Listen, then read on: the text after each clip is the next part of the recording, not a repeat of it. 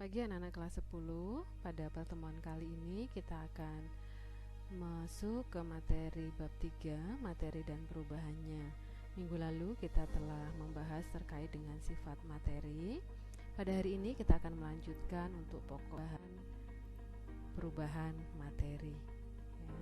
Perubahan materi itu sendiri melibatkan perubahan sifat dari materi.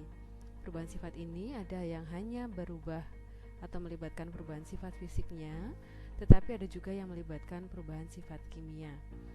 Umumnya, perubahan sifat kimia suatu materi juga akan melibatkan perubahan sifat fisikanya. Para ahli mengelompokkan perubahan materi menjadi dua. Yang pertama ada perubahan fisika, yang kedua ada perubahan kimia. Nah, untuk mempelajari apa itu perubahan fisika dan perubahan kimia, kita akan pelajari lebih lanjut. Yang pertama, perubahan fisika. Perubahan fisika merupakan perubahan zat yang bersifat sementara dan tidak menghasilkan zat baru. Perubahan yang terjadi hanya dalam hal bentuk, wujud, ukuran, dan warna, tetapi tidak mengubah susunan zat tersebut. Yang sering kita jumpai dalam kehidupan sehari-hari ketika kita memasukkan air ke dalam kulkas, pada suhu tertentu air tersebut akan menjadi beku. Ini salah satu contoh perubahan fisika. Nah, pada pertemuan yang lalu kita telah belajar terkait wujud zat. Yang pertama, ada zat atau materi yang berwujud cair, kemudian bentuknya gas, dan yang terakhir ada bentuk padat. Dari ketiga bentuk zat ini akan terjadi beberapa perubahan fisika. Mari kita belajar lebih lanjut terkait dengan perubahan fisika.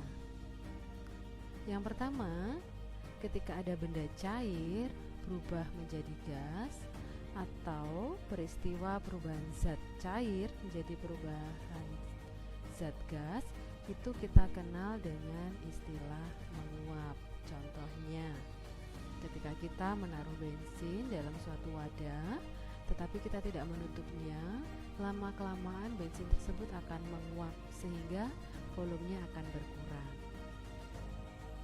Kemudian, ketika terjadi perubahan gas menjadi cair atau peristiwa perubahan zat gas menjadi zat cair, itu kita kenal dengan istilah mengembun. Proses atau peristiwa mengembun sering kita jumpai pada saat pagi hari, pada ujung tanaman atau pohon-pohon yang ada di sekitar rumah kita itu ada embun, padahal kemarin sorenya tidak hujan, tetapi ada titik-titik air di dalam daun-daun tersebut.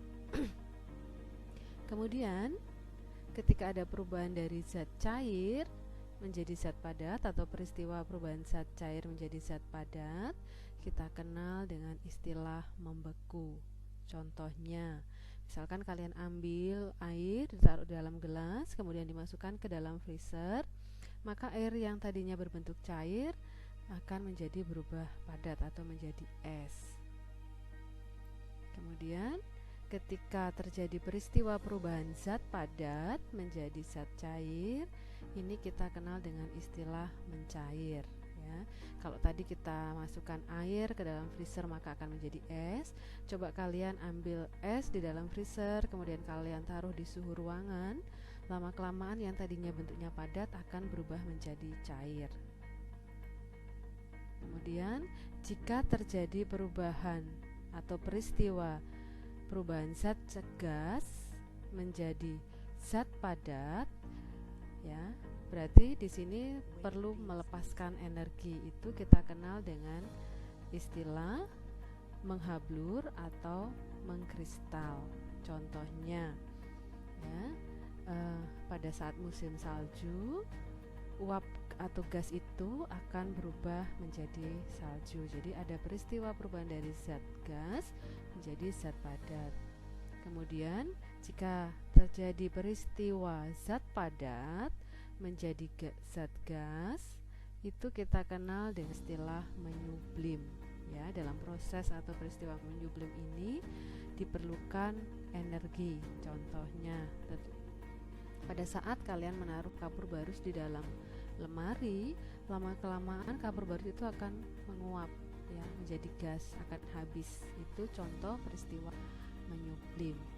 Nah, tadi beberapa contoh perubahan fisika. Selanjutnya kita akan belajar terkait perubahan kimia. Perubahan kimia merupakan perubahan zat yang menyebabkan terbentuknya zat baru, ya.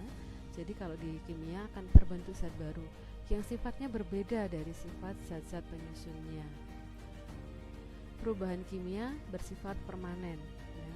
Artinya ketika zat itu sudah berubah tidak akan bisa kembali lagi ke bentuk semulanya. Perubahan kimia biasanya selalu disertai dengan reaksi kimia. Sebagai contoh, pada pembakaran kayu dihasilkan arang kayu. Nah, ketika kita membandingkan antara kayu dan arang kayu, keduanya memiliki jenis dan sifat yang berbeda. Ya, pada saat terjadi proses pembakaran, ya, tidak hanya terjadi perubahan fisika, tetapi juga terjadi perubahan kimia. Pada saat peristiwa pembakaran, kayu yang kita bakar itu kita sebut sebagai reaktan atau zat yang bereaksi. Sedangkan arang kayu itu disebut sebagai produk atau zat baru yang muncul dari hasil reaksi. Nah, selain pembakaran kayu, beberapa contoh lain perubahan kimia adalah ya, besi yang berkarat, kemudian nasi yang kita biarkan lama-kelamaan akan keluar jamur, kemudian susu yang membusuk dan sebagainya. Nah, itu perubahan kimia, ya. Jadi akan terbentuk zat baru yang sifatnya berbeda sama sekali dari zat penyusunnya. Nah, ini materi yang kita pelajari hari ini tentang perubahan materi, ada perubahan fisika dan kimia. Jika dari kalian ada hal-hal yang masih ingin ditanyakan atau ada yang belum jelas, silakan bisa komentar di kolom chat atau melalui WA. Ya, untuk pelajaran hari ini cukup sampai di sini. Terima kasih atas perhatian kalian semua. Tetap semangat, anak-anak, selalu jaga kesehatan.